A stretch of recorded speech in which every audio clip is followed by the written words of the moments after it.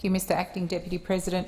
Well, as we would expect, we've heard nothing but myths and great legends from those opposite. And let me put on the record where Labor's reforms are. Labor's reforms are currently being well received in the higher ed sector. The reforms that we made in government are working. They've been well received, and they're the reforms that we made, and there's no evidence at all before the Senate or indeed anywhere in Australia that those reforms which Labor implemented are not working.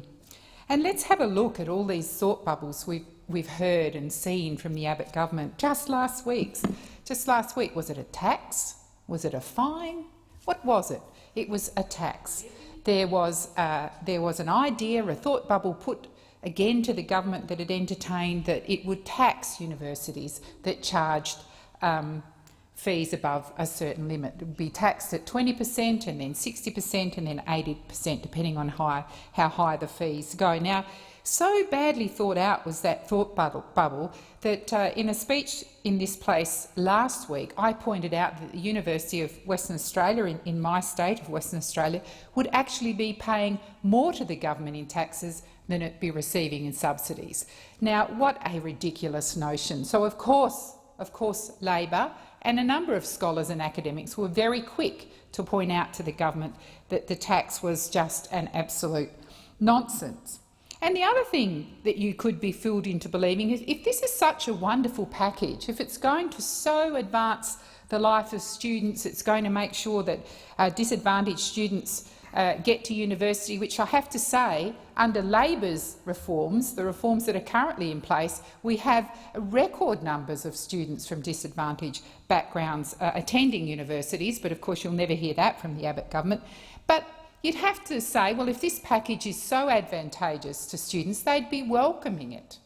But in all of the evidence that I've heard, and I've sat on all of the Senate inquiries, unlike most of those opposite, I haven't heard any student organisations say that this is a good package, that somehow it's going to advantage them. Not one single student organisation, not the National Union of Students, not the postgraduate students, not the medical students, none of them have said that this is a package that's going to advantage them. And let's not forget for 1 minute where this whole package started from.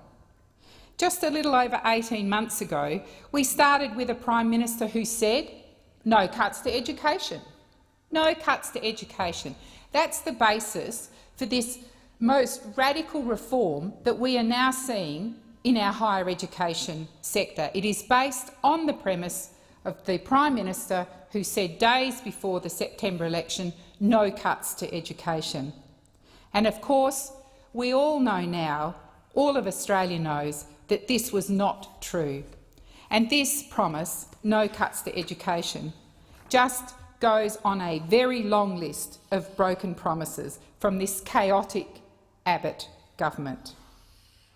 And nothing illustrates the chaos of the Abbott government more than these higher education bills. We've had so many it's a bit hard to keep up with what's happening. The reform in higher ed is the most radical in the history of our universities. And what serious analysis was there in its construction, in the construction of these bills? It seems just any thought bubble which escapes from Minister Pyne's office, or in fact the last best idea from a conversation he had, seems to emerge as a reiteration of another higher education bill. Because, quite frankly, you can't build quality reform in a 6-month time frame. You can't build quality reform post the budget. And you certainly can't build quality reform when you don't actually speak to anyone about your intentions. And of course, when we start with that cast iron guarantee, there'd be no cuts to education. From now on, it would seem that the Prime Minister had not thought out. Certainly, it's questionable whether there was any debate. And certainly it appears there was no consultation with the sector, economists or academics. And it's very clear from our questions at Senate estimates that prior to the budget, there was no consultation with universities. Now, post the budget, there's been consultation. That's because there's been such an outcry about these radical proposals. The government thought somehow that the community would embrace them. This is radical reform. Let's not kid ourselves here. This is the most radical reform we've seen in the higher ed sector, and yet there's been no input before the idea was announced from anyone, it would seem. So, absent from this bill before the Senate is any notion of independent advice, no evidence of a considered process involving consultation, evaluation and analysis. Indeed, fee deregulation has been presented as the one and only quick fix solution to a sustainable higher education sector in Australia. What nonsense. Like most of the rhetoric from the Abbott government, their rhetoric around universities is that somehow they're at some kind of tipping point, that for Australia to remain high quality, this radical reform is needed. But where is that proof, that considered analysis? When you start from the premise of just 18 months ago of no cuts to education, it surely means that there wasn't considered consultation before the budget. There's been no green paper, no white paper.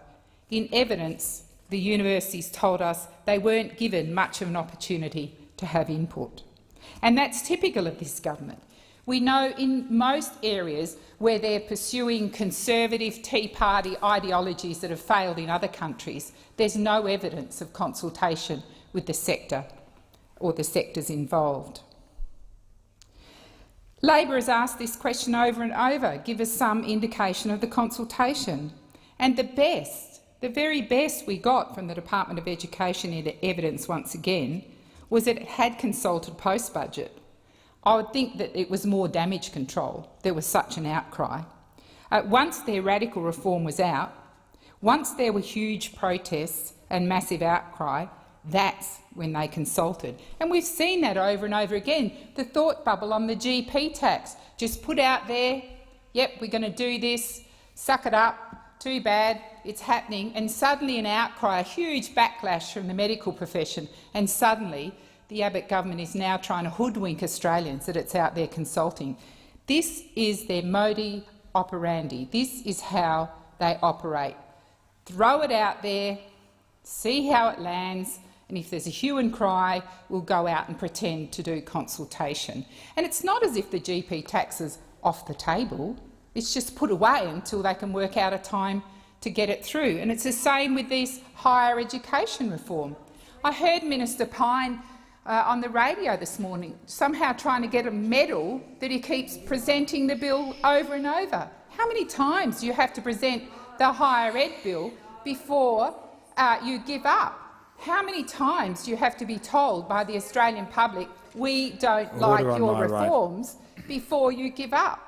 I mean, Mr Pyne doesn't deserve a medal. He should take his reforms off the table and think about where to go next. Talk to people, consult. But no, he thinks he deserves a medal for keeping on. What a ridiculous notion that is. So again, like the GP tax, no consultation, and that will resurface again too. So, of course, there's no evidence of any consultation on the development of their $100,000 university degrees. They're 20% cuts, which are off the table. But again, like the GP tax, Minister Pyne has told us that it's coming back. It's just going to come back at some later date.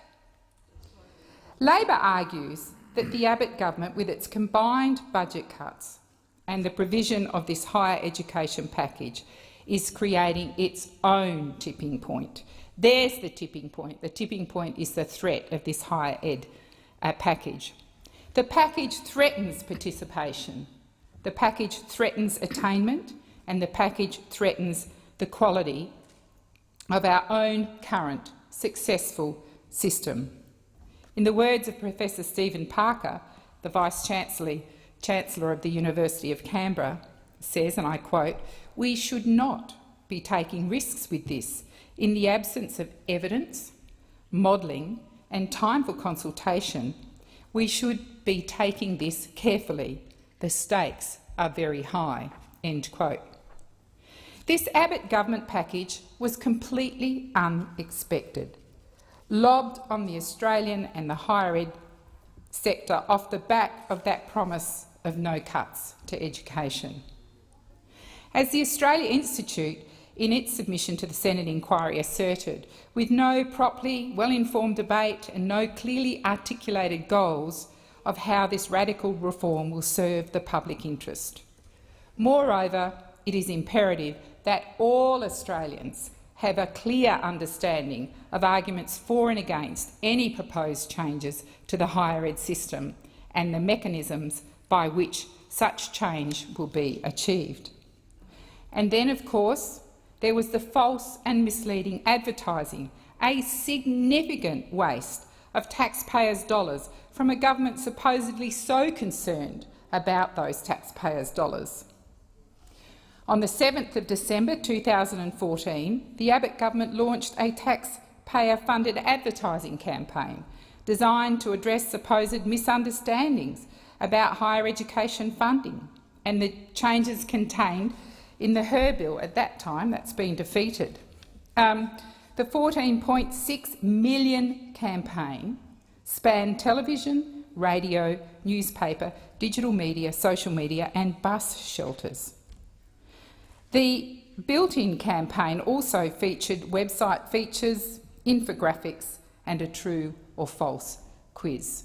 Well, if we applied a true or false quiz to the Abbott government, false would come up most times. The short-term interim guidelines on information and advertising campaigns by Australian government department and agencies, which were in effect when the Secretary of the Department of Education certified the campaign as compliant, stipulated that all campaign materials should be presented in an objective, fair and accessible manner. The guidelines specifically state that, and I quote, "Where information is presented as fact, it must be accurate and verifiable. When making a factual comparison, the material should not attempt to mislead the recipient about the situation with which the comparison is made, and it should state explicitly the basis for that comparison." The government's advertising campaign presents misleading, unverifiable figures as facts and offers no information about the basis of its calculations. Policy experts have questioned the accuracy of the government's claims, with Andrew Norton noting that regardless of their veracity, the figures used are not particularly meaningful in the first place. And it's so typical of the Abbott government. It seems to think if it says it over and over and really loudly and it insults everyone else, that somehow it makes the campaign believable. Well, it doesn't. Truth is what people want and facts are what the Australian people want. The guidelines require that advertising campaigns be instigated on the basis of a demonstrated need.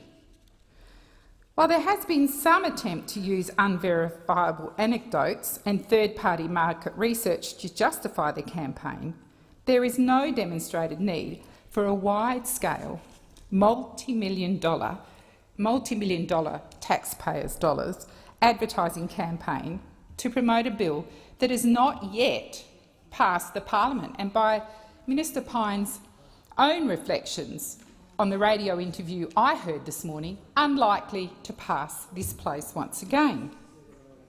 The campaign does not address the bill's core policy objectives, instead offering misleading and meaningless assurances to prospective students and the broader public. It is clear the campaign has been developed not to address demonstrated need, but rather in response to the negative reactions to the government's proposed changes from students, education providers and the Australian public.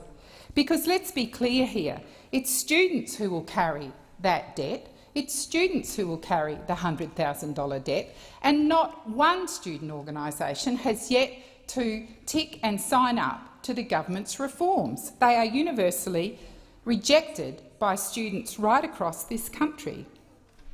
The campaign's clear political purpose itself breaches the guidelines, which require that campaign materials must not try to foster a positive impression of a particular political party or promote party particular interests. And the current system we have works.